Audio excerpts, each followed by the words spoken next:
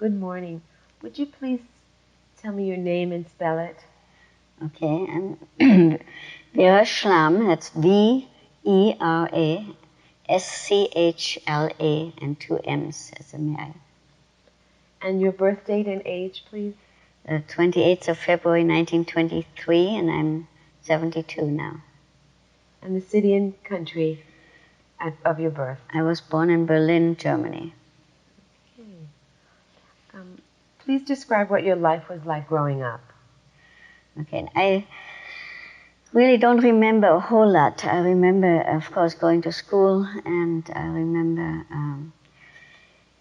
basically, I remember mostly when Hitler came into power when I was 10 years old, and then that things started happening, and my best friend didn't want to be my best friend anymore because I'm Jewish, and they were being taught to hate us, and so life became more and more difficult, and that went on from I was 10 years old till I was 15 years old. And what did your parents do in my pre-war? My father was a manufacturer of ladies' dresses and blouses, and my mother went in and helped him with that. And so we usually had somebody to take care of us as children. I had a sister who was 2 years older than I am. Okay. And you want to tell me a little bit about her growing up? Well, we did really well together when we grew up. We played well together. Till she became a teenager and I wasn't yet, so then you know how that goes. Mm-hmm. So then we grew apart for a little bit, but then we're very close again later on. What was the Jewish population like in growing up? You know, that I really don't know too well because I was too small and too busy with myself and so forth, so I really don't know. I just, of course, our friends were pretty exclusively Jewish, and people talked about what was going on, and some were denying it and it'll blow over and we don't need to leave, and others said, yes, you have to leave, and I kept hearing those discussions a lot, and then, of course, heard a lot of the hate things in Germany and saw the hate literature. And in fact, in my sister's class, I didn't have that because I was younger, but in my sister's class, they would put hate literature into their school things and so forth, you know, the other kids, and then pretty soon they didn't want to sit next to us or hang their coats next to ours. So then our parents transferred us to an all-Jewish school when I was 12 years old. And how was that? Where that was also a little bit outside of Berlin. We had to take a streetcar to go there. But it was all very difficult because, you know, a lot of changes, and as you can see, I'm short, and I was shorter then, so it was hard for me to get in the first place, and then having to change schools wasn't the easiest thing. And then on top of it, my parents sent me away. For 1 year, when I was 13 to 14, I spent a year in Italy at a boarding school, which I think was kind of a dumb thing to do, but they did it with the best of intentions, so I don't blame them for it. But it was a pretty miserable year for me because I think the people there were anti-Semitic. I really didn't realize it at the time, but in the last few years, as I've thought about it, because that's still very a traumatic remembrance for me, I felt they must have been to have treated me the way they treated me. Can you tell me a little bit about that year? Well, I can say they just really, I mean, the husband of the lady who was in charge, you know, would just do mean things to me. You know, it was in the mountains in Italy. In 1936? So it was from 1930, yes, 6 to 7, yes. And like we skiing, you know, and I was small and kind of chubby, and he'd come and run me over like another kid would do, but he would do it. And he'd call me names like elephant baby, you know, or something. I mean, things like that. And then I had really kind of a bad experience about, you know, being curious about sexual things, which my parents never told me anything about. And it's a long, long story. But anyway, I talked to somebody about it, like children are curious, and they found out, and they called me that I was the most terrible child that they'd ever seen, and I didn't even know what I was talking about. I said, my parents would never do that, you know. And somebody told me what it is all about, but They didn't allow me to speak for 3 days. I wasn't allowed to say a word. But I think I told you on the phone that I always believed in God, and I always prayed. I learned the Shema, early. And I remember lying on my bed and saying, God, I don't know what I did, but whatever I did, please forgive me. And I really had peace after that. I thought, well, it doesn't matter what they do to me, but because I was right with God. It was just around Rosh Hashanah and Yom Kippur anyway, or a little after that. Had to be a little afterward, because somehow it's vague in my mind. It was close to Christmas too, so I'm not sure. After years, things get a little vague in your mind and timing and stuff. But anyway, I was glad when I finally got to come home. But then again, it was hard to get back into school, into my same class. The kids, junior high age by that time, had all formed cliques like they do, and it was very hard. So my last year of school, my grades, which were always like A's, A plus kind of thing, suddenly went down to C's and D's.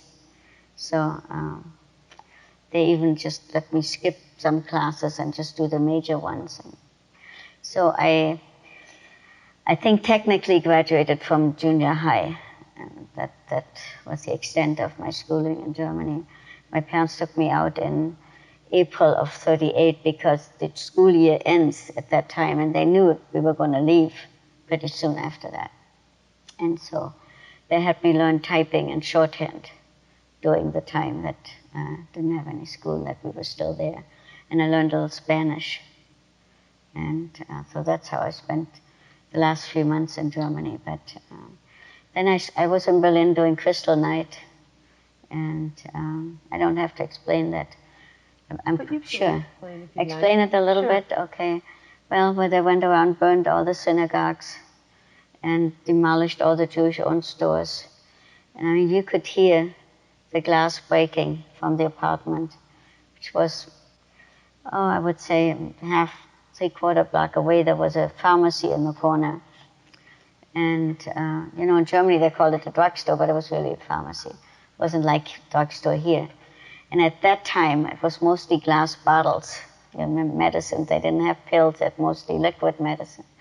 So I could just imagine the mess that was going to go on. And it so happened, and it was kind of an interesting thing. One thing you will see in my book, I say, I grew up with the saying Gamsele Taube, which is really kind of a half Yiddish way of saying Gamsele Tova in Hebrew. Also, this is for good. And I grew up with that saying, and then only found out later that's even in the Bible. There's a verse that says that. But my dad had been put in prison in October of 1938, and that was also a very traumatic experience for me because my mother didn't tell me. She said he'd gone to Sweden because he used to travel a lot. Well, to a 13-year-old child, 15 I was at that time, I felt really hurt that my dad left without saying goodbye because I was home. And I always thought that's much better to be honest with your children than to try and hide things and make things worse. But anyway, but because he was in prison and on Crystal Night, that was really the first major thrust of putting the men into concentration camps. Although at that time they were really torture camps. They were Dachau and Mauthausen. Those camps were just really horrible torture that went on. And the one thing that always bothers me is when I hear Germans say we didn't know what was happening. Well, I was only in Germany 3 weeks after Crystal Night, and I already knew what was going on in those camps. So, can't say you didn't know what was happening. But my dad escaped that, being in prison, which was no fun for him, but it was better than being in one of those camps. And when he was let out on parole, quote unquote, my mother had arranged for an illegal trip into Holland, and which of course cost money. Nobody did it, just to help us. And so they'd taken all our money. They'd confiscated all our money. So she sold. Who had taken your money? The Germans. They come in and take all your things and just hand it over. I think before that we already had to hand over the silver and whatever.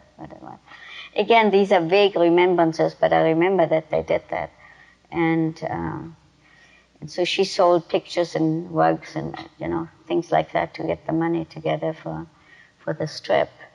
And then we went on this very traumatic and emotional trip that I still get emotional about because, well, first we had to sneak out of the house and walk a few blocks so, people wouldn't see that we get picked up in front of the house. And then this guy came and took us in a car and we drove all the way to Aachen, which took us all day long. Aachen in Germany, which is near the Dutch border. And we arrived there too late to try and make it to the border that night. So we stayed in an inn in the back rooms, where in the front room were all the Germans singing all these wonderful German songs. And again, you don't know whether this is all on the level or not. See, so it's a very scary thing. So the next night, then we, excuse me, I have a drink of water. We're told to get on a train and go to in a little border town, and there a man with a carnation in his lapel would greet us. And he did, and then he took us in the car to the actual border. I always say real life is much more exciting than anything you can see on TV. And on the way to the border, he explained to us, he was taking us to what he called a football field, which we here would call a soccer field. And the one goal was on the German side, and we had to run across, and the other goal was on the Dutch side. And somebody would be there and say, something like that. And then we were to go with that person, and he warned us, don't try and go by yourself, because it's swamp country, you will get lost, you might, you just sink in there, so it's too dangerous to go by yourself. He gave us very careful instructions what to say in case we got caught, so he wouldn't be implicated. And then he said, but don't worry, it's 99% sure that somebody will be there. And I was 15 years old, sitting in the back of the car, and I thought, what about the 1%? Well, nobody was there. Okay, nobody was there. I don't know whether statistics. We have no idea to this day whether this man was on the level or not. But nobody was there. We stood there, I would guess, about 2 hours on a rainy December night, and I prayed and prayed and prayed and prayed and prayed and asked God to get us out of that situation. In the meantime, I kept begging my dad, let's go home, let's go home. I'd rather be in Germany than in Holland with pneumonia. I mean, I really, even though I was 15, at that time, 15-year-olds were not as sophisticated and mature as they're now, okay? And so I didn't really yet understand all the implications for him. I just wanted to go home, like any child. And but he finally decided it would get to be daylight, so he thought we better go home and go back. And we ran back on the count of 3, ran back across the field, and just then the German border guard came by and very forcibly stopped us. My dad started running, not because he wanted to run away from us. He thought the persons that were supposed to come and get us were there. He got confused. My dad had a bad heart since the First World War. He fought for Germany in the First World War. And so he got confused. We had to stop him or he would have been shot. We kept saying, Dad, stop. So at least the guard didn't shoot him right away. I mean, I think he could tell from our reaction that he wasn't running away, that he was just confused. So then as he walked us to the Gestapo, and I was walking with my dad and my mother and sister behind us, and I said to my dad, don't worry, God will get us out of that, because I just had that assurance. And he did, and believe me, it took a number of miracles for them. They strip searched us. My sister had the parole paper of my dad's hidden, where girls hide things. And because we knew that would be our ticket into Holland. See, if we got caught on the Dutch side, they would see that we had to go out. Because people in Europe knew that Jewish people were not in prison because they were criminals, but because they were Jewish. So that was our ticket in, which I think is hard for Americans to understand, that being in prison didn't mean you were criminal. But anyway, she somehow managed to keep it hidden, and even though she was also strip searched.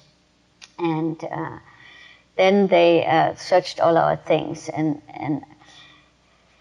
I mean, there was just many reasons. So at the end, they said, okay, my sister, somehow, she was always a strong one. She was 17, and she said, well, why don't you let us, send somebody with us to take us back to the train, and that they'll see that we're going back to Berlin, So the same man that had brought us to the border was there, and that's the one they chose to take us back to the train.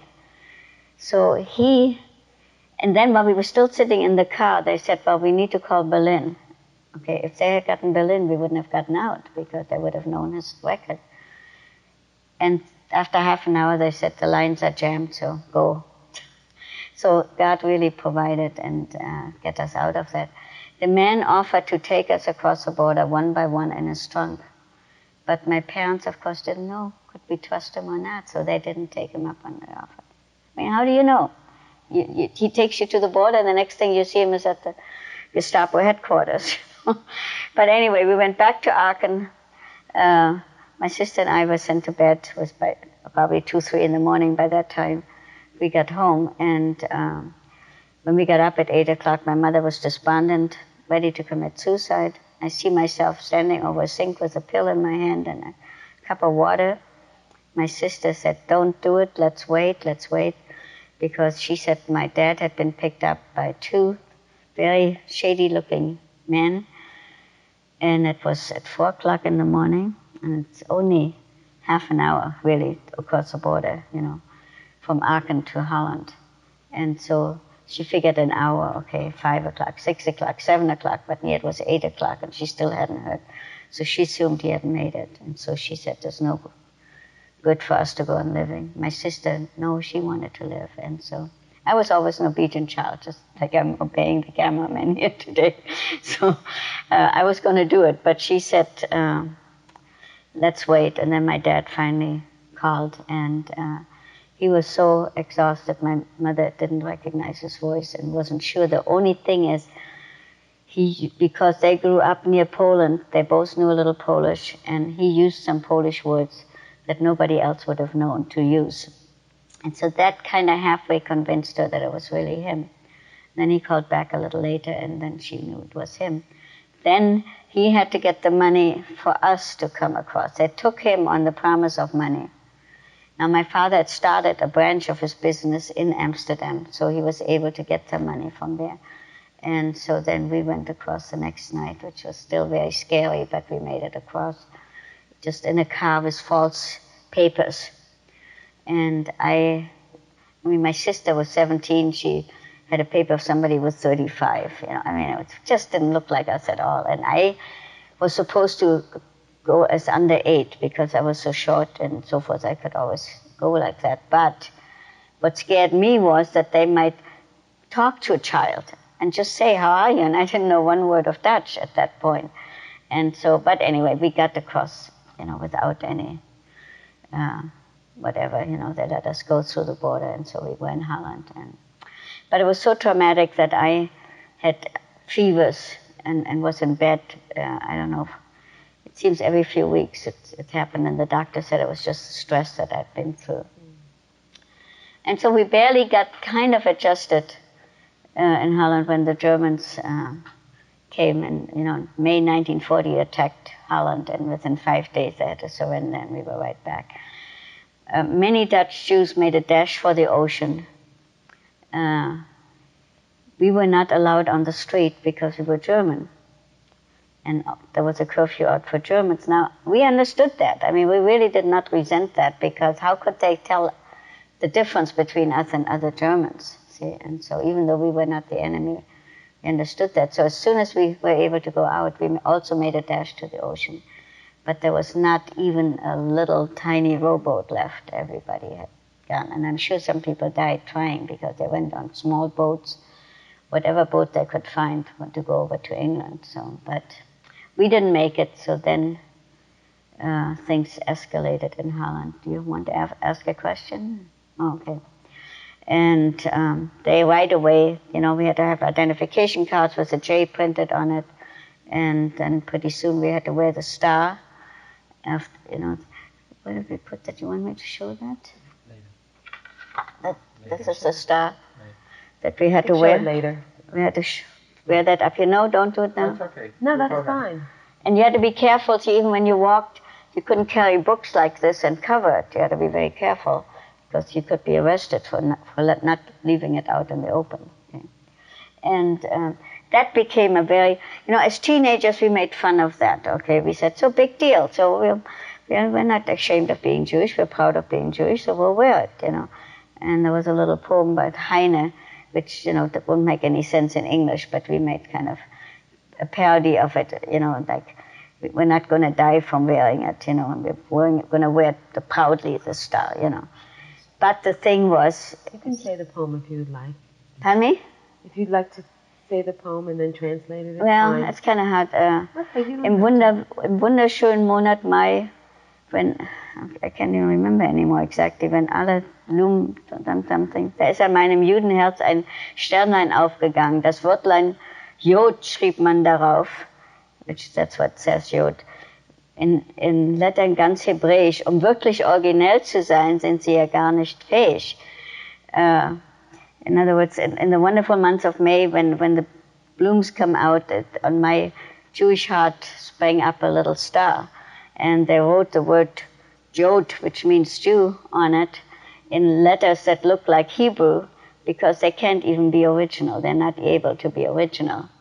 And so, and where the thing with pride, we won't die from it. We don't let our souls be disturbed by the brown dirt. Wir lassen uns vom braunen Dreck die Seele nicht verderben. Yeah, somehow forgotten. But the trouble was, yes, it was not that easy because you could get stopped on the street anytime. And had some harrowing experiences with that, and especially one really bad experience that still sends chills down my spine. I was on the bike, in Holland everybody goes on the bike. I was going to see my girlfriend, and suddenly a man came up next to me. And the Dutch were really very nice to us. Most of the Dutch were just wonderful. And he started to give something to me. I thought, that he was going to give me something. So he had a raincoat on. Well, found out he had nothing under his raincoat. And then he touched me all over, pinched me, said nasty things, which fortunately, most of them I didn't even understand the language. But I had his hand just tight on my shoulder. Okay, well, vice-like grip. So again, I sent up prayers. What should I do? Should I fall off the bike? Should I call for help? There was people on the street, but he didn't know. He threatened me that if I resisted, he'd take me to the Gestapo, and see, it would have been his word against mine. But God really gave me strength and firmness. And when I came to a corner where I had to turn, I said, I have to turn right here, and then I have to turn left here. And when I got to my girlfriend, I jumped off the bike and leaned on the doorbell. And somehow, I think he was so shocked by what I did that he let me do it. And my girlfriend's mother opened the door, and for 20 minutes, she couldn't even get a word out of me. I was just sobbing. It was very scary, but the Lord protected me, and I really feel that. I sent a lot of prayers up on the way and trying to think of my options, what to do, but it was the right option. What I did is to stay put and just go there. And so it was that kind of thing. I tell people, the concentration camp, yes, of course, that was the worst part, but the 10 years before were pretty bad too, and very traumatic. And they came to pick us up, of course, and they made all the lists. We said the Jewish curse was, you should be on all the lists. Because they made a list of those who worked for the Germans, and those that worked for the Jewish agency, and those at, the hospital, I guess. There were all these categories. Those that my father had fought in the front in the First World War, so that was a category.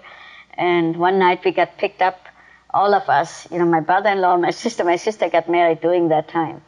And my brother-in-law said, what list are they picking up tonight? And my father said, the Frontkämpfer, which means those that fought in the front.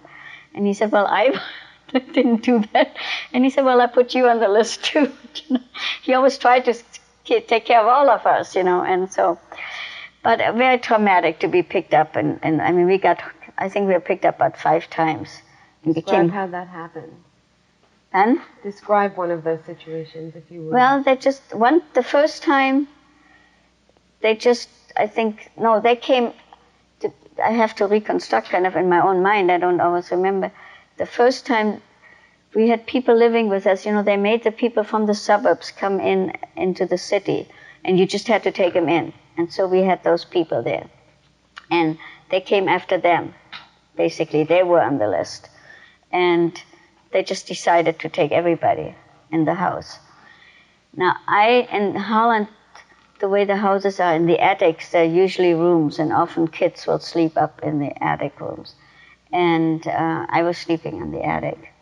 And to this day, I mean, I still, when I go to sleep at night, I'll come out here and make sure my door is locked, because I had not locked my door. Well, there was usually no reason to lock the door.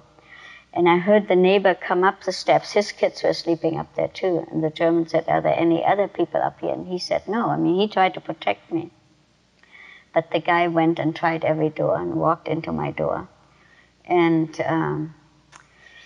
made me get out of bed. And I said, well, as soon as you're gone, I'll get out. No, I had to get up out of bed while he was still there. But anyway, then, so he told me get dressed and come down. So I did. And as I was down, neighbors said, oh, go away. And I said, they already found me. So I went down, and now that time, my father was able to bribe them somehow, I think, if I remember correctly. See, again, that's not real clear in my mind, but they took my sister and brother-in-law, but they left us home that time. But in the meantime, you've had the trauma of all this, The next time, I can't really remember all the 5 times. Oh, I think one time they came to pick up my father and my sister and brother-in-law because of the business that he was in. Because he was working, had a German come in to take over, and they were working for the German army by that time. In July 1942, or before July actually, they sent out cards to all the young people. I figured out it must have been from about 17 to 25 years old. We had to appear at the railroad station. In Amsterdam, there's a central station, if you've ever been to Amsterdam. It's still there. And we were supposed to be there at midnight from the 14th to the 15th of July. And that is one train that was never heard from again. People sometimes say, well, how do you know it was 5 million? Well, now they're even gathering names and they, coming up with a figure. But I personally know of thousands of people that went that were never heard from again. And I'm only one person. But anyway, I like to kind of make that point. So my sister and brother-in-law had been engaged, so they decided, not knowing what lay ahead, they thought if they're married, they'd stay together in camp. So they decided to quickly get married. So they got married on the 12th of July, and it was kind of a sad occasion in a way, because, they made it funny, but everybody else, was sad, because 2 days later they were supposed to go. Well, again, my father was able to get him off the hook through his business, because they worked there.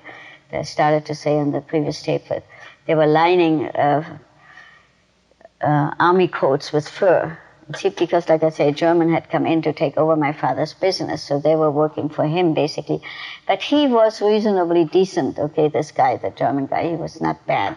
And he did try to help us as much as he could. In the end, he absconded with all our money, but he did help us in that sense. And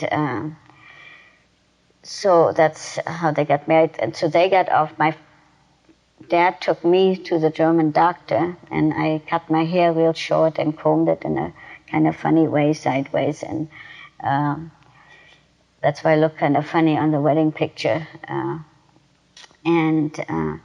Interesting, we didn't talk at all ahead of time how we were going to do it.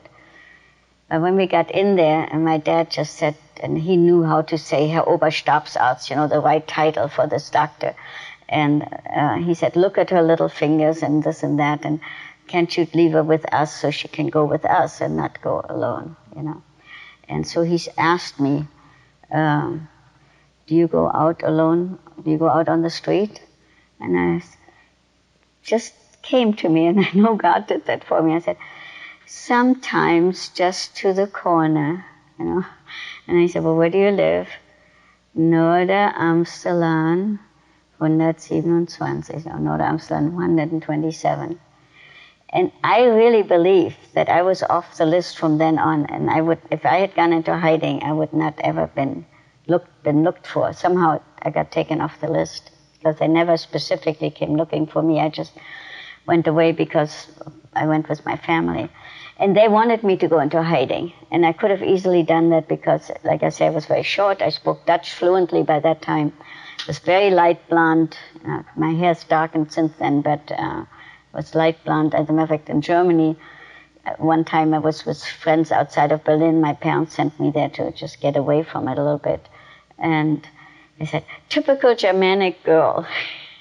They couldn't know that I was Jewish, you know, for those people, so we had some interesting experiences with that too. But anyway, but I said, no, I don't want to be safe and not know where my family is. I want to be with my family. And so when we then were taken to camp finally, this was June 20th, 1943, after all these different times, one time we were all taken to the Jewish theater and got all home again. And but when we were finally, on the 20th of June, they went through the streets of Amsterdam with megaphones saying, all Jews get ready.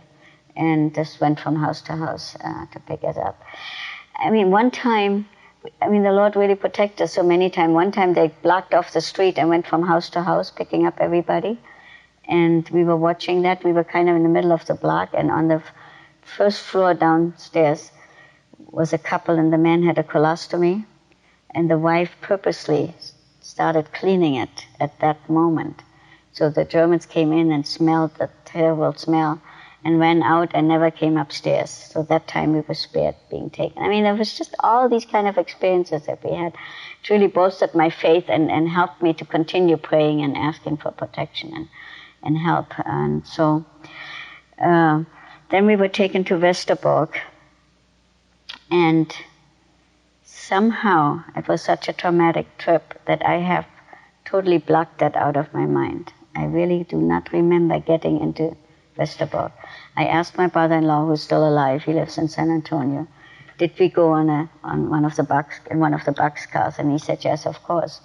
And I think that was so traumatic that I blocked it out. I don't remember. I remember being on the hospital ward and my mother coming to me and saying, your dad was able to go home. They offered him because they needed him again in the business. The German hadn't learned quite enough yet how to do it himself. There are 5 men that, in all of Amsterdam, 5 Jewish men that were in that category and doing that kind of work. So, and she said he didn't want to do it, he didn't want to leave us. But she said, you can't keep us from going to Auschwitz, but maybe you can get us home, you know. So he did go, and he did get us home, and we were actually home again, which is very unusual. From Westerbork? From Westerbork, we went back to Amsterdam. And Westerbork is a transit camp? It was a transit camp. From there, Tuesday morning, 3 o'clock, the lights went on, 1,000 or more names were called, and they were shipped off to Auschwitz or other camps. My sister and brother-in-law, right after we left, were taken to Vught, V-U-G-H-T. That was a concentration camp in Holland. And if you've ever heard of Corrie ten Boom, I don't know, she's among the righteous Gentiles. She has a tree in the Yad Vashem in Israel. She helped Jewish people. She happened to be in that same camp. But we went home, and in the meantime, they'd taken all our furniture out. All our things had been ransacked by the neighbors, whatever the furniture people left. So we had to live in another apartment for a while. And anyway, it was only 2.5 months or something that we were home. But the good thing about it was, other than not being in camp, was that we now knew what it was all about. And we sent packages like crazy into the camps, you know, every week. And I sent, my girlfriend had gone, my best girlfriend was in camp and all that. and other friends too, but and sent packages, make a real good like pound cake with a lot of butter, which you had to get from the black market, but we had Gentile friends that helped us with that. And once a week we just made up, and I would put money in the, inside, and they cut it up, but somehow they got away with it. And I've never found out what they could do with money there, but somehow they were able to use money in Fürth. I don't know whether they bribed people there or what they did. But, and they could send a card back just acknowledging, just writing their name. So my girlfriend and I mean, she devised the system. She would write her name, and in Holland it's customary to also write your maiden name. So she would always say, like, fantastic, afterward. Or one time her cousin from Sweden wanted to send her a package. And I wrote to him and I said, send it to me and I'll send it to her. I don't think he totally trusted me, but he finally did it. Because I knew he would just send candy and stuff, and I knew that's not what she needed as a main package. So I sent her good stuff plus candy. And actually what happened, we'd send stuff to Westerbork. We sent Westerbork and Fürth, to everybody we knew. We sent packages. And when they picked us up on Erev Rosh Hashanah, then in September 29th, 1943, so we had just sent packages to our friends, so when we got there, we were able to eat some of the things that we had sent, which was kind of interesting. And then just a few days later, my parents were ordered to go to Fürth. And that was another amazing thing, because I didn't want to be separated from my family. And I think if I'd really tried, I could have gone with them. Because they didn't care. They would have sent me off from Fürth to the concentration camp. But I knew how bad Fürth was. We'd gotten enough news from there to know that it was a horrible place. And so I didn't want to go there. So I stayed, and in a way I was then instrumental to get them all back to Westerbork. Because in the meantime we'd gotten South American passports by way of Sweden. You had to get them through Sweden or Switzerland, so you had to have connections. And again, it's a long, long story how we got those. But we also had visas to, but at that time was Palestine. And so when I first got to Westerbork, I was registered to go to Palestine. Well, then a train went and they took all those people on that list. So somebody quickly switched me over to the list. I mean, a good friend of ours who was also there switched me over to the what we call the South American list.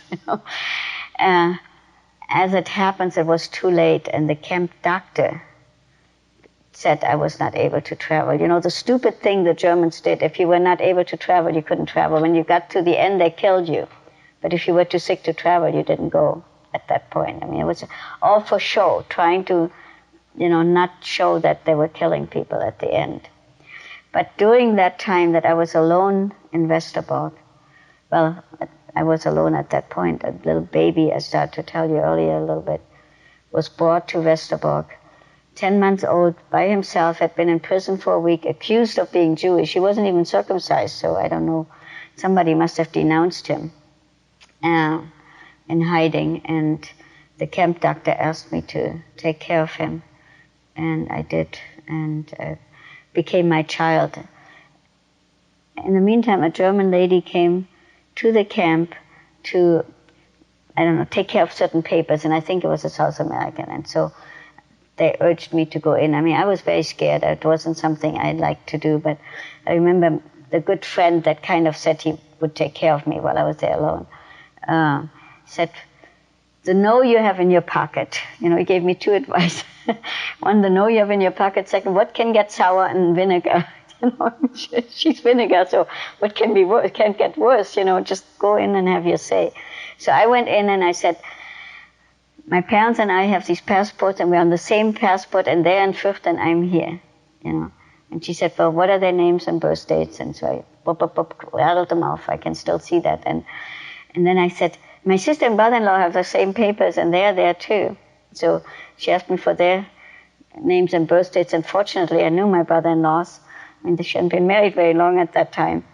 And So just 3 days later, and I mean, the funny thing is I'd been praying, and I felt the Lord had shown me by Hanukkah they would be there. Well, Tuesday was the first day of Hanukkah, and this was Monday. I got a notice saying there will be brought from Fürth to Westerbork, And so I asked the Jewish people, and they said, well, there's no train scheduled at this time, no transport. We call it transport because that's what it was. So, we don't know when it will be. And I thought, well, Hanukkah is 8 days. So I thought, God didn't say they would be there the first day. They just said they would be there Hanukkah. So that night I went in to see the doctor because my mother I knew was very, very sick. And, everything took a little pull to get him even in a hospital barrack. And I asked him, would he put my mother in a hospital barrack? So he gave me this big lecture about not being overly optimistic. And he said, now, if your mother's as sick as you say she is, I'll do that, but don't be so optimistic, I thought, I don't care what he says. I know what God told me. A little messenger boy came and said, they're here. And they'd sent just the 4 of them in a jeep from Fürth to Westerbork. And wherever I speak, I say, if you ever hear of any other case, let me know. I don't know of any other case where they sent 4 people from one camp to the other. So that was a real miracle. Then my parents fell in love with my little baby too, and they were willing to let me adopt him, but the Germans didn't. So one Tuesday night, his name was called, and Tuesday morning, I should say, Monday night. But so that was very, very hard and very traumatic. And I got a basket, and I borrowed things from people, diapers, and pinned a little note to him what he eats, and sent some food with him. But when they carried him off, I realized it was all for naught, That was my first inkling. We're not going to labor camps, which they told us we were doing. I mean, what was an 11-month-old doing in a labor camp, Fortunately, we were there. I don't know exactly when he went. I think it must have been somewhere in December, maybe beginning of January. I know I couldn't go by his crib without dying inside and crying. And but then on the 16th of February, the night of the 15th to the 16th of February, we were taken to Bergen-Belsen. And I think once I got there, it was just so traumatic that I totally really forgot about it till after I got out again, and the grief all came back. But I realized there even that I would never have bottom through in Bergen-Belsen. So you want me to tell you about Bergen-Belsen? Yes. Okay. Well, the first day was, like I say, February was a cold, snowy day. We stood all day long. My mother started coughing up blood, and because she had TB beforehand, she was already sick from all the trauma that she'd been through up to that point, and was around somebody with TB and got it. And so they took her into the main camp, and we were taken to an outside camp at that point, where we were for about 2 weeks, and I have no idea why we were there, why. And we learned later that she was just put in a place to die. She wasn't fed, she wasn't anything, We found out quickly, over the fence. You weren't allowed to do anything, but you had to do all these things. Everything was risky and scary, but if you didn't do them, you couldn't exist. So we exchanged clothes for food with the people across the fence that were in the main camp, and asked them to take food to her. And so that's how we got some food to her and got her taken care of till we got over there, and then we were taken there. It was so amazing to me. I heard the men talking. I was 21. I turned 21 just doing, that. Well, my birthday is the 28th of February, and we got the 16th, so 12 days later. I heard the men talking. We have to do everything not to be taken over there. And I thought to myself, where are these guys coming from? They have no choice, We're prisoners, They're not going to be able, but I guess men like to keep control. They thought they could still have control somehow, But of course they didn't, and we were taken then into the main. But we could see what was going on there, and we knew it was, no picnic over there. And we were there, and again, they told me, because I was short, the Jewish camp elder said, well, you just act like you're under 16 and don't go to work. See, if you were over 16, you had to go to work. Well, that turned out to be good for my family. It was very scary for me. Okay?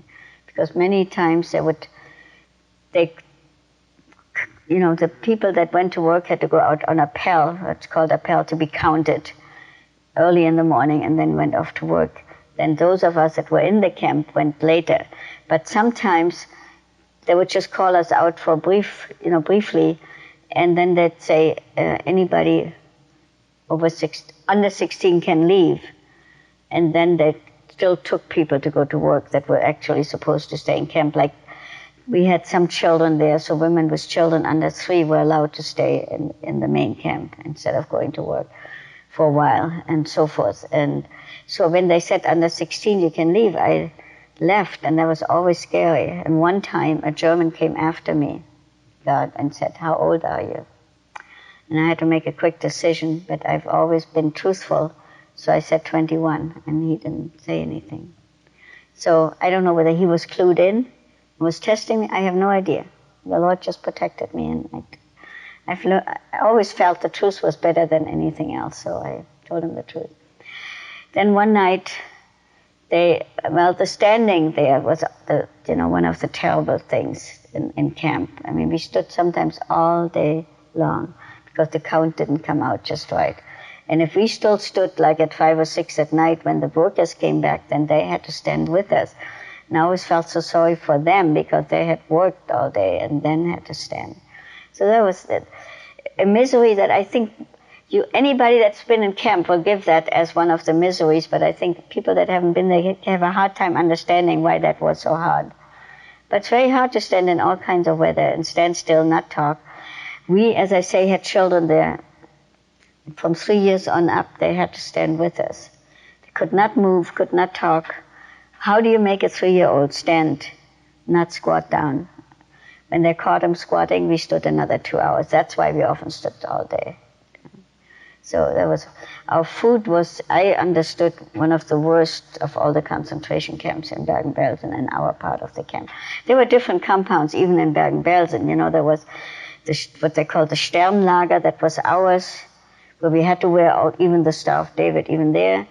Then next to us on one side were the Hungarians, and they were treated better. They had better food than we did. For some reason, I don't know why. And then on the other side was the tent camp, which was really terrible. I mean, they didn't even have barracks. And that's, from what I can figure from Anne Frank's book, is where she was when she came to Bergen-Belsen. I didn't know her, of course, at the time, but I know exactly where she was and which camp, which compound of the camp, What was your food? What did it consist of? We got 4 centimeters of bread, which is like, about 1.5 inches of bread a day, if we got it. Okay, supposedly we got that. If they found any excuse, punishment or something, we wouldn't get it that day.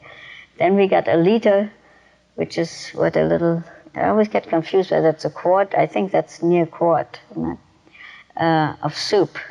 Soup was water with some turnips swimming on top, sometimes beets, sometimes a minuscule piece of potato, and maybe even meat, which was probably horse meat. But I mean, they were very minuscule. Okay.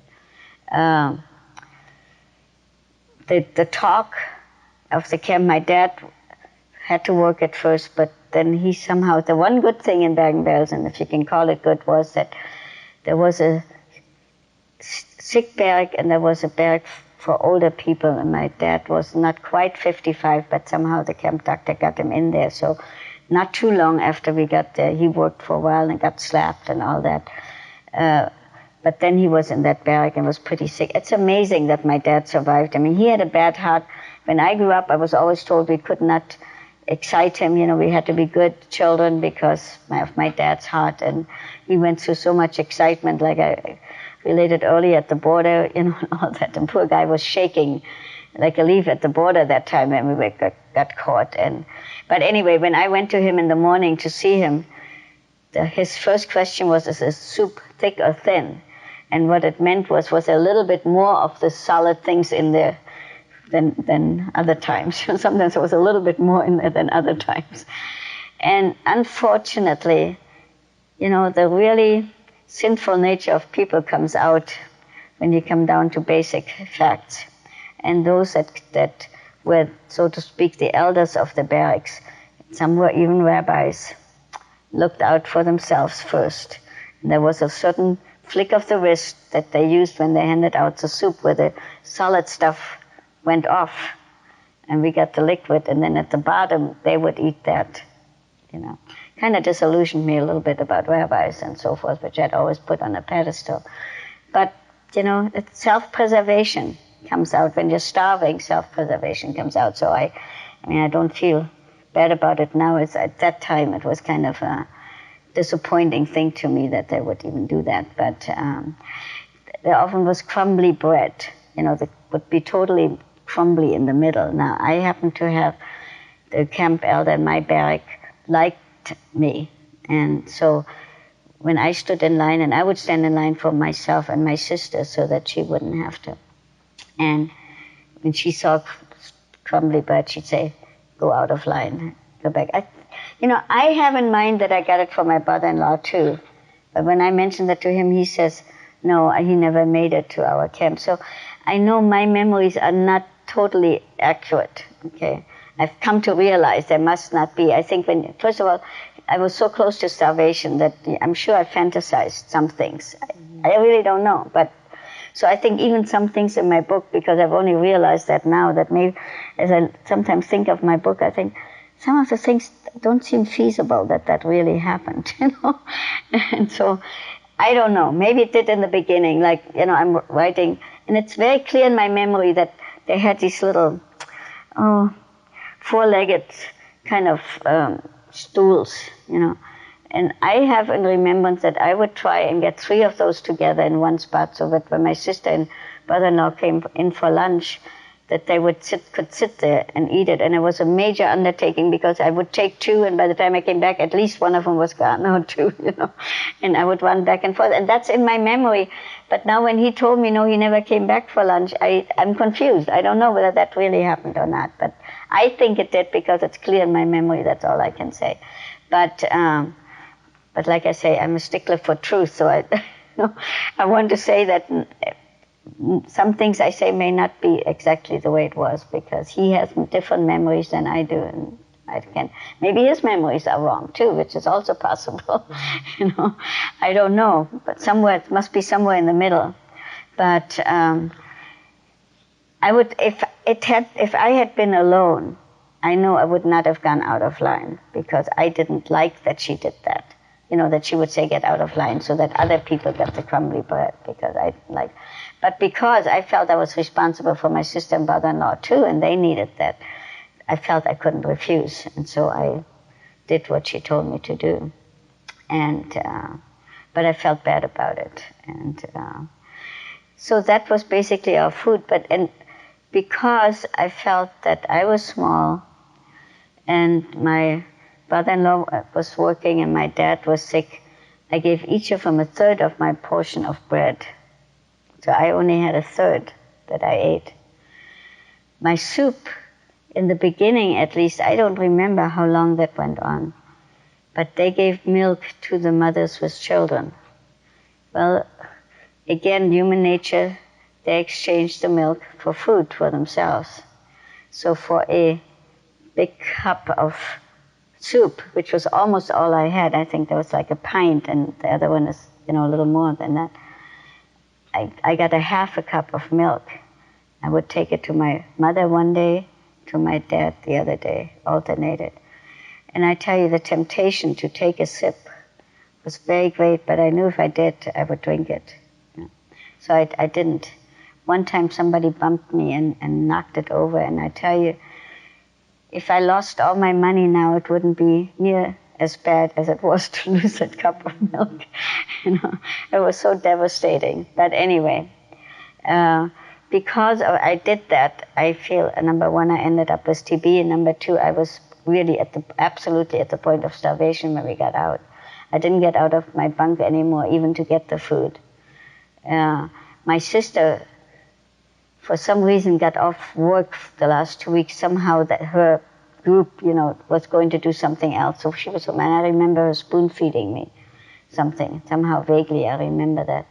And then just in the nick of time, we got out on an exchange for South Americans. But in our camp, the main thrust of people in our camp were people that had papers to go to Palestine, at that time Israel now, or to go to, to have the South American papers. And there was one group that got to go to Palestine, actually. And there was a lady in that group that was a friend of my mother's. So she, in a way, helped us a great deal and saved us in the sense that she wrote to our relatives in America right away and said, send packages, send packages. They don't all get through, but something does get through. And, so about 2 or 3 weeks before we left, we got some Red Cross packages. Now, the Germans often took things out of it, but we were so starved. My sister would say, if a package comes, don't wait to open it, just divide it in 5. We were really good with each other. We never stole from each other or took. So that helped us over the last 2 or 3 weeks before we left. When we knew that packages were coming, my sister said, don't wait, just open it up and divide it up in 5. And there was the 3 things I remember when the packages was sugar cubes, dry milk, and then there was some kind of cream. We didn't know whether it was a spread or whether it was hand cream, but we decided it was something edible, so we used it as edible. It's like butter, And I remember it was kind of funny. We slept. I haven't mentioned our wonderful sleeping accommodations. I should maybe mention that. There were bunk beds 3 high, 2 in a bed. So, there were just lots and lots of people together because you had 2 bunk beds next to each other, about 2 feet wide, 2 people in a bed with, the wooden slats. And I mean, we were very, very fortunate. My sister and I shared a bed. And we tried to avoid each other, and there was just no way you could do it without touching. I mean, I would have my feet even over the edge, even though it was painful because it was a wooden edge. I still disturbed her, and to sleep. And I wanted her to sleep because she was going to work and I wasn't. So, but then behind me, everything we had to be in that half a bed. We didn't have any other place, food, whatever. And so I had some of the sugar behind me somehow. And one night I was reaching up there to have a piece of sugar, and suddenly a hand grabbed me, and I thought somebody was stealing. Well, it was my sister. She thought somebody was stealing my food. So it was kind of funny. We often laughed about some of these funny things, which is much better than thinking of all the bad things. And there were a lot of bad things. I mean, they were so mean, and people were being beaten, and, I remember one time I saw it, and I thought, I don't want to remember that, but of course you do. You can't put it out of your mind. And it's just lots of terrible things that you see, even though maybe you don't get it yourself. But I can't remember whether we all actually each got a package, but it did help. Whatever little was in that did get us over the hump. Like I said, I was totally starved. I know now, that was a sign of starvation, that you didn't even get up to get your food anymore. So, my mother, as I said, she'd been spitting up blood when the first day we got there. It was amazing. She even made it through. She could hardly walk, and to get out, you had to go by the doctor and be healthy enough to travel again. And somehow made it by. My dad, who was used to be a fairly hefty man, weighed 70 pounds, and my sister got very sick. Just a couple of days before we left, she was allowed off work one day because she had 104 temperature, but then she had to go back. And she kind of hung on, and then we just got out in time, and we were taken on a train and were exchanged in Switzerland. And the day we hit Switzerland, she really let go, and she had typhus, actually, and nobody in Bergen-Belsen survived typhus, because of the lice. They always say that only living thing. That's the one thing, and I think that was in all the camps. They had nothing, no grass, no nothing. There were no living things. I said the only living things were fleas, lice, and built-in bed bugs. You know, the bunks came with built-in bed bugs already. So that's what and the lice, of course, caused the typhus, and nobody survived it there. But somehow because we got out at that time, she survived it. So you want me to tell you now what happened after we got out? Okay, then. I say we were taken to Switzerland, were exchanged in Switzerland. Yeah. So when you said you were taken to Switzerland because of your South American passport? That's because of the South American passports. One morning, we suddenly heard, we called it the JPA, the Jewish Press Agency, which was usually in the washroom, that the rumors came around, and a washroom, consisted of a little spigot of cold water. But anyway, my sister came in and said they've called the South Americans. That's the way we talked, they called the Palestinians. And now, at that time, it had a different meaning than now. And they called the South Americans. And so I got, of course, all excited about that. And I just felt that was it, And then she came back later and she said, well, you and Dad haven't been called, the three of us, our names are. And I said, don't worry, our names will come too. I really, once I heard that, I knew that was it. And we'd had many false alarms before that. Now, in our camp, there were at least 2,500, 3,000 people with the same kind of papers. And there was less than 100 that actually got out on this exchange, where they exchanged 1,000 Germans, 2,000 Americans. They didn't have quite enough Americans to make up the total 1,000. So that's what they picked from our camp. And that's how we got out, actually. And that was a true miracle that we got out and we got to Switzerland. How did you get to Switzerland? On the train. And the first food we got, I will not forget, it was a nice kind of like a chicken soup with some peas, fine peas in it, and julienne carrots, and and then we could even have a second portion. I mean, I didn't need it, my stomach was too shrunk, but my brother-in-law, he was happy to have a second portion. And so we tasted a little freedom there already on the train, but then in Switzerland, they were really very anti-Semitic. And the Americans were put up in a hotel, and they said, Jews go here, and we were put into the barn, where the, what do you call it, where the horses are, the stalls or whatever, yeah. Barn, yeah. And just slept on rows of straw. One toilet for close to 100 sick people, starved people, who all, of course, had diarrhea because of the starvation. And then they complained, the dirty Jews, because the toilet got overrun right away, or some people would go out in the snow, and they called us all kinds of names. That was a very disappointing thing. You're just out of this horrible place, and then you come to Switzerland, you think you're free, and you get the same kind of thing.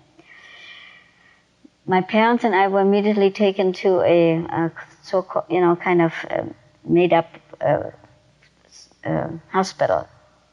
And I'm thinking in German, so I have to translate it. I was thinking in Dutch. But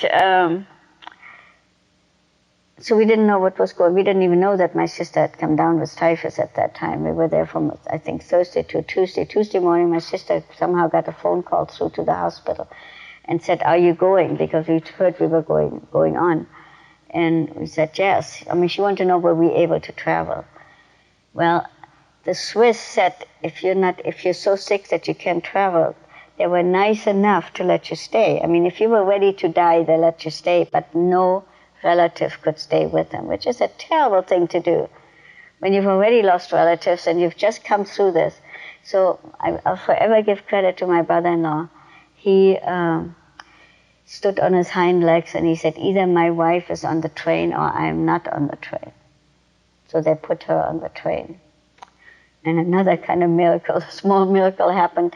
We had no idea. We just heard the commotion and we waited and we knew it was because of them, But we had no idea where they were put, what part of the train we were in. We tried to walk through a little bit, didn't see them. And then in one place we had to change trains to go on to Marseille. And my father asked for a stretcher for my mother because she was so weak. And so they went to this one compartment in the train. You know, in Europe, the trains are these compartments. And we heard him say, now you have to sit up because we're bringing another sick woman in. And there was my sister and father-in-law in the same compartment. And so we got to travel with them and we're together again. And you know what they were was just two wooden benches. I don't know if you've seen trains in Europe. There's just on one, each side is one long wooden bench. So we let my mother lie on one and my sister on the other, and the other three of us took turns sitting on the edge or standing up. And then we went to Marseille, and the Gripsholm, which is a Swedish, ship, was standing there. My father was already drooling. Oh, we're going to go to America and the Gripsholm and the food, and because he had traveled before, so he knew what it was like. Well, that was only a dream because they took us on a little Red Cross reconstructed old Italian, discarded Italian vessel, made of a kind of Red Cross boat out of that, and that's where we were taken. And then they told us we were going to Africa, and which at that time seemed just, now even the moon isn't that far, but to us it seemed totally out of the world. But that's where we were taken to. The province of Algiers, the nearest town was Philippeville, and the camp was called Jeanne d'Arc. How many people were on the boat? Well, I guess it must have been the same, about 90-some people. I don't know the exact number, something like that. And so you landed in Algiers? I don't even, probably. I know we were taken by jeeps again, by, these open camp, military trucks to the actual camp. That's all I remember vaguely. I was still, kind of out of it too. And in fact, I was really sick too. They just didn't know it. What kind of a camp was it? Well, I was just going to say the first thing I remembered, they had barbed wire fence. Who took you? I really honestly don't even know. That camp was run by Americans and English. Mm-hmm. People were there. I don't know where they came from, why they were there, how they got there, why they even had a United Nations Relief and Rehabilitation Administration camp, and there wasn't even a United Nations at that time. I really don't know. I have no idea why that was, but anyway, that's where we're taken. And when my brother-in-law saw the barbed wire, he said, "Oh no, again barbed wire." But the barbed wire was there to keep the Arabs out. It was not to keep us in. Okay. We were basically free to come and go, except there was no place to go. Absolutely no. You could go down. The camps were on a hill. It was kind of on a hill, and you could go down we were right at the Mediterranean, and then there was a hospital camp with other barracks, and it was about a half an hour walk up another mountain. And they said, you better not go across on top because, again, we could be attacked by Arabs up there. So we signed in and out of the main camp really more for our own protection than anything else. But, there was no place to go. So, but we were free, and we did get food. Not the best food for our starved bodies, but, so many people got sick because they ate too much right away. It was heavy, greasy food, which we didn't need, but that's beside the point. I had a lot of problems there. Because for some reason, this one lady took a dislike to me from the very beginning. And I was the one that could speak English. Excuse me. I'm losing my voice. Getting emotional. On this boat that we went over with, they brought us packages. And again, I have no idea where they came from, with clothes. Well, because I was short, the clothes they gave me didn't fit.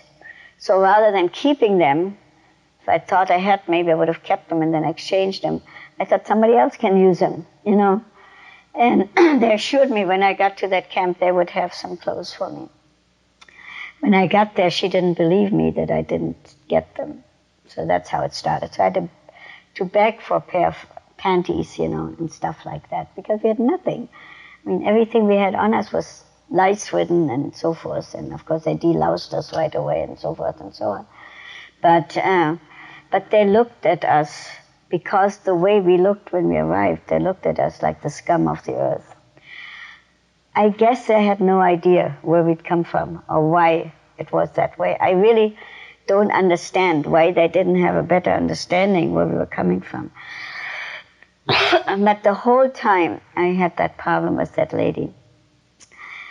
We got shoes, and getting some food, then my feet got a little bigger, so they were chafing me. The doctor in the hospital said, go and get some new shoes. I said, well, she's always very difficult. She won't give them to me. Well, just show her, and so forth. So I went in. I can still see it. She said, go home and put your feet in cold water, and the swelling will go down, and then you can wear your shoes. She said, we're going to give out new shoes in 2 weeks. And I said, I won't ask for them again in 2 weeks. Couldn't I have them now? No, couldn't be done. And I mean, things like that she did to me. Then my mother came out. She was in the hospital almost the whole time. She came out of the hospital. When she came out of the hospital, you were supposed to have a bed. We just slept on cots with straw mattresses. Okay? It was better than concentration camp, but not a whole lot better. It was not home, definitely not home. And but they were to get a bed and a pillow. Okay? That was the way it was. Well, I got the bed, but I had to go ask her for the pillow. She said, you have to get used to normal life again. And my English still wasn't very good at that time, so I had to think for a minute what she was telling me. And it suddenly came through to me, and I said, in normal life we have a bed. She said, I hope so. I mean, that's the attitude she had toward us, okay? So it was kind of funny. If I can jump ahead, we came, we went back to Holland from that camp for 2 years, and 10 days before we left the camp, I got sick, which I know I was the whole time. I'd complained, it hurts me when I bend down and breathe, it hurts to breathe, and the doctor said, oh, well, just have sun in your heart, he thought it was just a trauma of what I'd been through. Well, it turned out I had pleurisy and TB, and they almost didn't let me leave the camp, but no way was I going to stay behind. So when they told me that, I said to a little girl who was like a nurse's aide, I said, go quick, get my parents, run for my parents. So my parents came and talked them into letting me go with them, which medically probably wasn't the wisest thing to do, but it still was the best thing to do. But anyway, then I had a 4-week journey back to Holland. So it was pretty bad. So when we got back to Holland and finally got to the doctor, he said, well, you're going to have to stay in bed for a few weeks. So I knew he meant a few months, and I ended up total being in bed for a year, not allowed to go to the bathroom or anything. So I was total bed, because at that time they didn't have treatment for TB like they have now, So all they could do is put you on bed rest and give you extra rations. Even then we still had rations in Holland, so for butter and so forth, So I got well fed and ended up like this, so it was a difficult year to be in bed. And then my mother had a relapse taking care of me, so the first year she took care of me, second year I took care of her, and then we finally got to come to America. What year was that when you were sick? 45 to 47. We got back in October 45 and left, also the end of October 47, so it was exactly 2 years. We arrived. Go ahead. I'm sorry. We arrived here on November 6th, I remember, in New Jersey. What were you going to ask? The conditions like in Holland in 45. When we got back, well, of course, it was after the war. And I mean, I can go into long story. Even some of the people were not thrilled to see us back, because we were so happy to get back, but they had hidden some of our things, and they said, one family said, all our Jews came back. In other words, we had to give everything back, and many people were left with some nice things, because everybody was trying to put some good things in hiding, And because we had no idea, really. I mean, most people didn't come back. We just happened to come back. But anyway, so our welcome wasn't too great.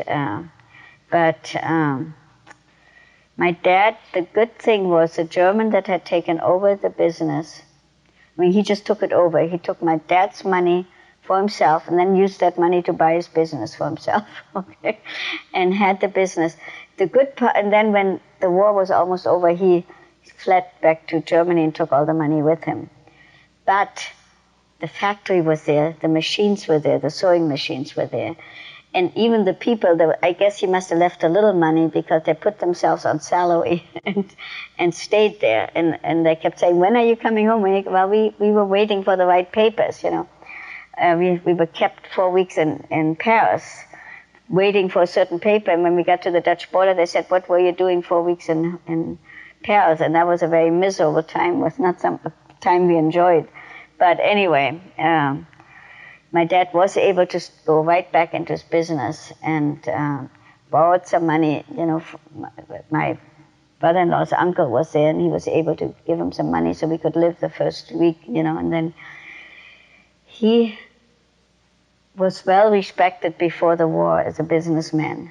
And so the people that, you know, material was scarce even after the war, but they gave it to him, they sold it to him because he'd come back from the concentration camp. And you know, partly that and partly because it was a quota system and he'd had a good quota from before the war. And but the thing was they gave it to him on credit because they trusted him. And so he was able to start his business right away, so that was very helpful. And I really don't know much else because I was in bed, you know, most of the time. And then I had absolutely no clue what I was going to do when I came to America. I mean, I couldn't even imagine. I mean, after all these years of just surviving a day at a time, I hadn't even, and coming to a new country where I didn't know what to expect, not having had high school even, I really didn't know what I was going to do with my life. And I feel the Lord just led step by step. They sent me to the Board of Education. They sent me to Wayne University, which now is Wayne State University, and the admissions officer let me take an entrance examination, which he told me was for guidance only, not as an entrance examination. But when I was finished, he said, we'll take you as a special student. I started out in college. Into college. College, yeah. After not having high school, I always say I'm a high school dropout. and having 10 years of, you know, persecution and no school. But anyway, it's just an amazing thing to me that I was able to do that. And they matriculated me, you know, in retrospect, a year later I had to make good grades, and then they matriculated, I think, a B+ average. But I was so excited and so thankful to be in school. That was above and beyond all I'd ever dreamed that could happen to me. That I just made good grades. My hardest class was English, because she expected me to do the same kind of work the other American kids did, and we had to write a theme every week, and every week I would get my paper back saying, too bad that a good paper has to be downgraded for poor wording, poor punctuation, poor this, poor that, you know. But she taught me English in that first semester. People told me, drop the course and do all these things, and I said, no, I'm not going to go through that all over again. And she taught me English. I really have appreciated her as a teacher. And I started out in pre-teaching, actually. I was going to be a kindergarten teacher. Kind of was step by step. When I first got to Detroit, we went to Detroit, because that's where my sister was. And they had gone there because his parents were there. The parents had gone there because his sister had gone first. And so it was just kind of a chain reaction. So you went to New Jersey first, and then we just arrived in New Jersey. That's where the boat docked, and then went to Detroit. I mean, that was our destination, and that's then where I went to school. You know, but I worked in an semi-orphanage for a couple of months, and that's where I saw kindergarten teachers come in, and I thought, well, that would be something I could do, and so that's where I went for. Then they told me in the middle I should switch to science, and I switched to medical technology. And then in 1951, my sister and brother-in-law wanted to get out of Detroit and, you know, find some better work to do. My brother-in-law was working with his dad, who was a salesman of ladies' gloves and scarves, and that wasn't really something my brother-in-law wanted to be doing the rest of his life. And he didn't know how to get away from his dad unless he moved. And so they just kind of drove down to Texas to look around. You know, they heard Texas was a growing state, and They had a little boy by that time, my nephew, and I babysat him for 2 weeks. So I remember that very well when he was 3 years old. And they called one day and asked. My dad had started a little business too, making blouses again, but it really didn't fly because he was used to good piecework in Europe, and in America it's all, mass production, and he just didn't have that, skill, I guess. It just didn't fly very well. And so they asked him would he be willing to sell that and use the money for down payment for a motel. They discovered motels on the way, which was totally new to us, new concept. And they found a rundown motel, and they said my brother-in-law would fix it up, and he would put in the money, and my brother-in-law would do the work. And so that's what they did. So they all moved to Texas, and I wasn't going to go away from my wonderful school, Wayne University, that had taken me in and done all these wonderful things for me. But having a tiny little room in exchange for babysitting, and these people really used me terribly, that every, almost 4 or 5 nights a week they went out, and I had to feed 3 kids and put them to bed. By the time I was finished, it was very hard to study, and so my grades went down again. And so my dad kept writing, oh, please come, I'm lonesome for you, and I'll help you pay for a way. Till then, they hadn't really helped me at all. I worked my own way through college. And he said, well, I'll help you pay for a room. Just come. And so I did move to Texas, and that turned out, I was at Trinity University. It was, at that time, a very small school. Now it's also a big school, big university, but I was thrown in with all the pre-med students because that's the only courses I had left to take were the same courses they had to take.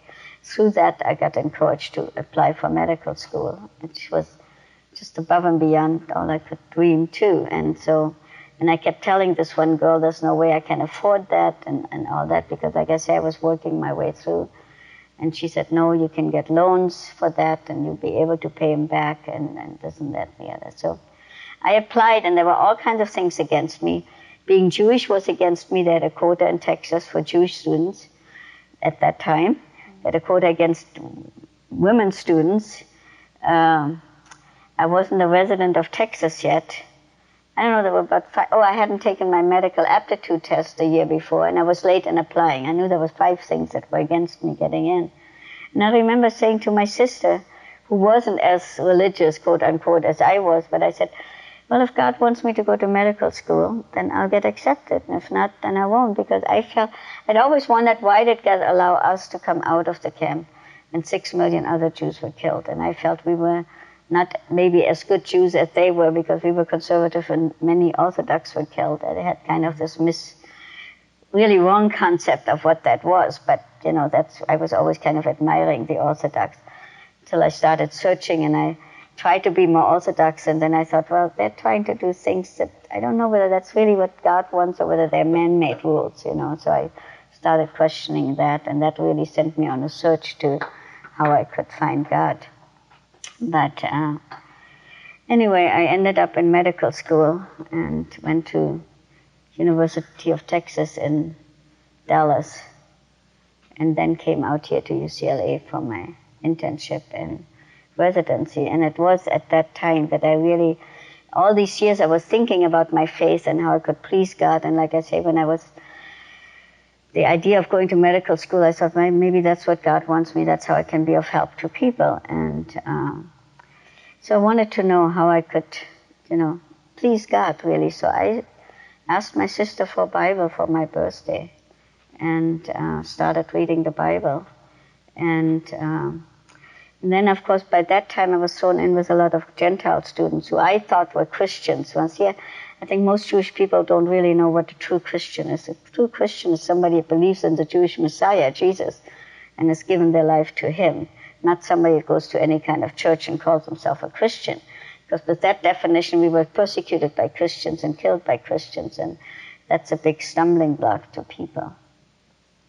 Yeah, I came out to UCLA in Los Angeles for my internship, did a straight pediatric internship there, and then went to Children's Hospital of Los Angeles to do my residency training in pediatrics. And then I went to Israel for 7 weeks, my dream, and then started in a practice here in Glendale, and was in practice till actually about 72 in private practice, and then have started working in child health clinics for LA County and Pasadena.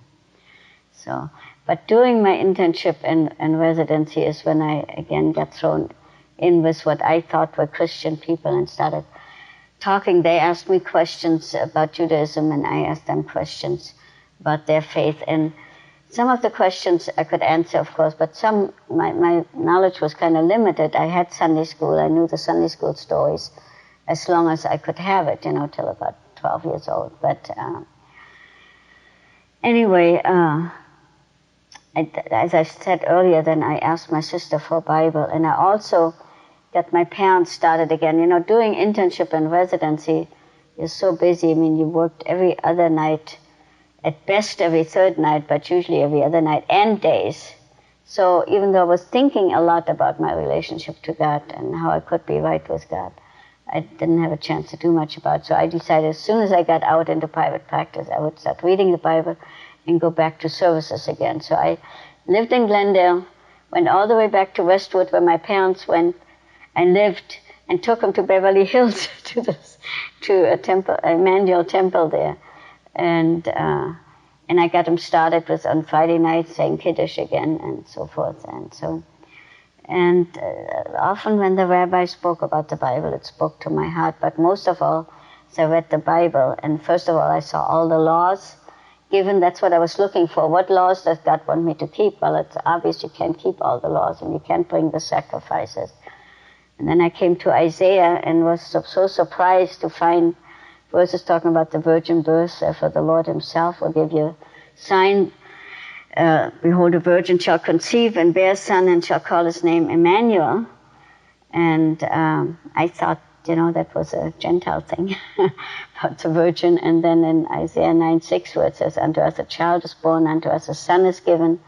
The government shall be upon his shoulder, and his name shall be called Wonderful Counselor, the Mighty God, the Everlasting Father, the Prince of Peace. And there's a Father and the Son in one verse, Because I had the same misconceptions that most Jewish people have, that Christians believe in three gods, which of course is not true. It's all the same one God, just in different manifestations, Father, Son, and Holy Spirit. And then I came to the 53rd chapter of Isaiah, which really talks, and the early rabbis interpreted that as a messianic chapter, and I found out later that that's not read in the synagogue, because they say it's too controversial, because it really talks about Jesus. It says he was wounded for our transgressions, he was bruised for our iniquities, chastisement of our peace was upon him, and with his stripes we are healed. All we like sheep have gone astray, we've turned everyone to his own way, and the Lord has laid on him the iniquity of us all. And as I read the whole chapter of Isaiah, the 53rd chapter, I thought, that can only be talking about Jesus. And then I thought, I'm reading King James Version, and it's obviously slanted to sound that way. So the next Friday night I went to synagogue, got out the scriptures, because they had the scriptures out there, and it said the same thing, and I was really surprised. A little different wording, we have different translations even now, but different versions, but the meaning is the same, and in Hebrew it's the same. So I just knew it had to be talking about Jesus, but as you read in the beginning of my book here, and I've written a book about my story called Pursued, and Bob Friedman helped me write it, and I was asked to write it. Actually, it wasn't my idea to do it. I wasn't actually too crazy about the idea, but I was asked to do it, and now I lost my thread, what I was going to say. What was I saying? You were talking about Jesus, how you found. In Isaiah, the 53rd chapter, that I felt he was a Messiah, and looked it up in the synagogue, and it said the same thing. And just about that time, a family came to me while I don't know the exact, how it all worked together, but a family came to me as patients, and they were really true Christians that really know the Jewish Messiah, Jesus, and have him in that. And they started sharing their faith with me very, very gently. And one day he invited me to church, and he talked about the first psalm, and that sounded, okay to me. Because, in my mind, because I didn't know what Christianity is, that's the last thing I wanted to be. But he talked about the godly and the ungodly and the end of each, and I thought, well, I'm godly, I believe in God, I've always prayed, God has answered many of my prayers, and I'm reading the Bible just like they are, and even going to services regularly now again, so I felt pretty good about it. And then he quoted Jesus, where Jesus said, I am the way, the truth, and the life. No man comes to the Father except through me.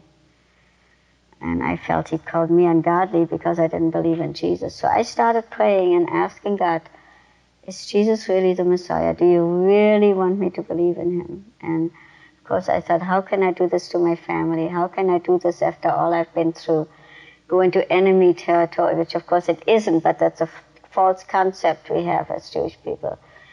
And one morning the Lord said, yes, leave all your objections with me and just believe in me. And so I gave my heart to Jesus.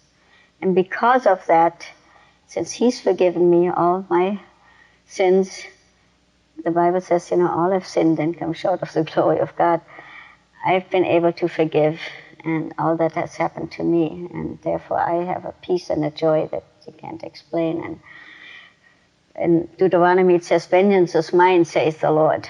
So I can leave that with the Lord. They're not getting off scot-free, but I don't have to carry the grudge and have bitterness in my heart.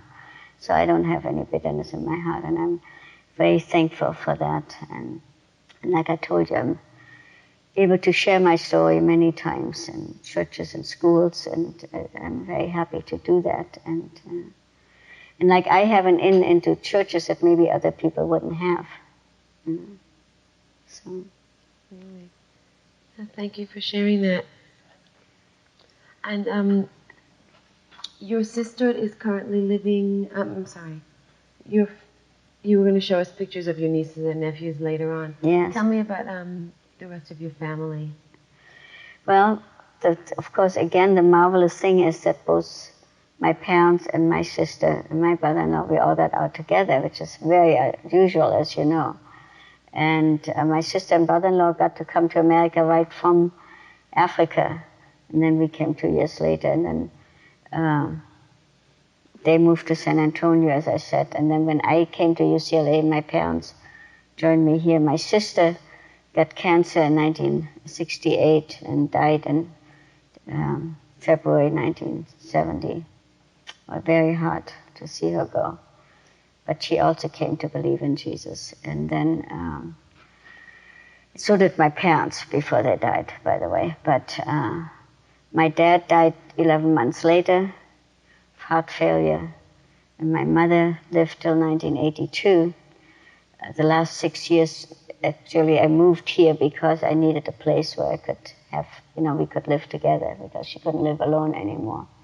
So I had her here till about 6 or 7 months before she died, and then her doctor said, you have to put her in a home because you're trying to run 3 shifts, which I was, and I just couldn't do it anymore. And so she didn't like it and wasn't very happy with me, but I put her there, and then she had to go to convalescent hospital, was there only 2 weeks actually, and then went home to be with the Lord. So. And then my niece had come out here before my mother died, actually, to go to USC, and my home was her home, before I came here. And well, later, the last couple of years, she got her own apartment, but the first couple of years, she brought her friends over to my house and everything. And then in 81, she got married and moved to Santa Fe because he was from New Mexico, or is from New Mexico, I should say. And they came back here, I think, in 89. And they live in Valencia now. And we are close. And so. Now that it's 50 years since the war ended, what message would you like to add and say to the world? Okay, well, I think what I said just a little while ago is the message of forgiveness, the importance of forgiving and not carrying bitterness. And of course, I'd like everybody to come to believe in Jesus because that's where you have eternal life and you have peace and joy and can leave all your problems with Him. And so that would be my message. Thank you very much. Read the Bible and find out for yourself. Thank you very much for sharing with us. Thank you, my pleasure. Do you want to stop it? Now we're going to be looking at your pictures. Okay. Okay, this is a picture of my first grade class, which therefore has to be around 1929. And toward the right there's my teacher. And I know some of my classmates, Edith Latte and Lily Hirschfeld. Lily Hirschfeld was actually in the same camp I was in, although we never saw each other, but I knew she was there. Inge Brann, Marion Rosenthal. Okay, on the monitor, that's me right there in the first grade class, as I said before. And it was in the Bleibtreu-Schule in Berlin, close to where we lived, of course. Okay, anything else you want to know?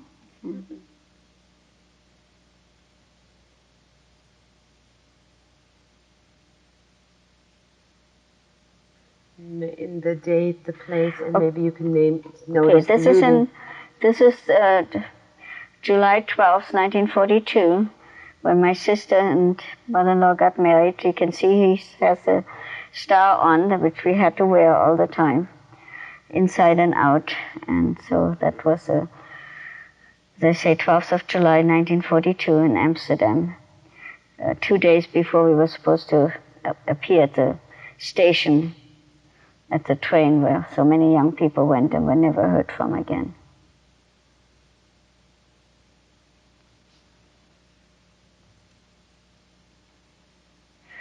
This picture is the first day after my illness of being in bed for 1 year. We were in a suburb of Amsterdam called Bussum. My father had gotten me a bike, and this is the first day I'm back on a bike. I'm a little hesitant, as you can see on it, but very happy to be back on a bike. The year? I'm sorry, the year was 1946, would have to be the summer of 1946. I presume around August. Okay, this is a picture taken just before the celebration of my parents' 50th wedding anniversary, which was in 1969. Actually, I think we celebrated it maybe, no, it had to be in 69, I'm sorry. Maybe a little earlier than the actual anniversary. This is my nephew Peter, who at that time would have been 22, my mother. And this is all here in Los Angeles. My parents lived near Westwood in Los Angeles. This is my dad. And this is my niece, who at that time was 12 years old. And my sister. I'm just trying to think, my niece would have been 13 years old, yes, rather than 12.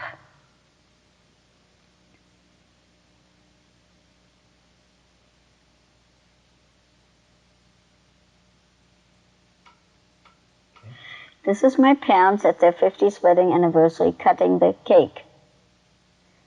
We had a nice celebration in a restaurant in Santa Monica.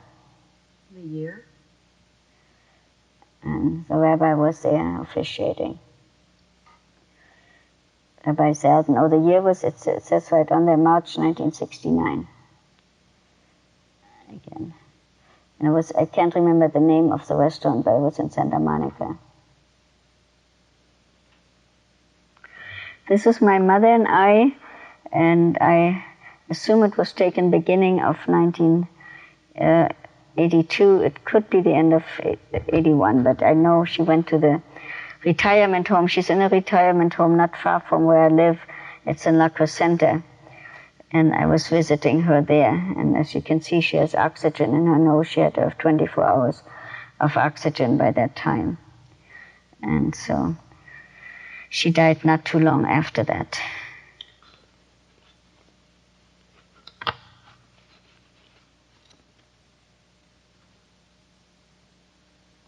This again is a picture of the Star of David we had to wear. You see the letters are supposed to look kind of Hebrew, and it's J-O-O-D, which in Dutch means Jew. I don't exactly recall what year we started wearing it, but I presume it was somewhere in 1941 or 1942. And as I explained earlier, it had implications for us, not just that we wore it, but even though we wore it proudly, it had bad implications because of what could happen to us because of wearing it. But we had to wear that even in the concentration camp, and woe to the person that one corner was a little loose and stuff like that. And it had to be visible at all times. You couldn't carry something over it to hide it. But the day that we left, they ordered us to take it off and leave it because they didn't want the news of all this to go out into the world. But I, for once, did not obey orders, and I wanted to have a keepsake, and I kept it. This is not a picture of one. This is your actual star. Yeah, this is the actual star.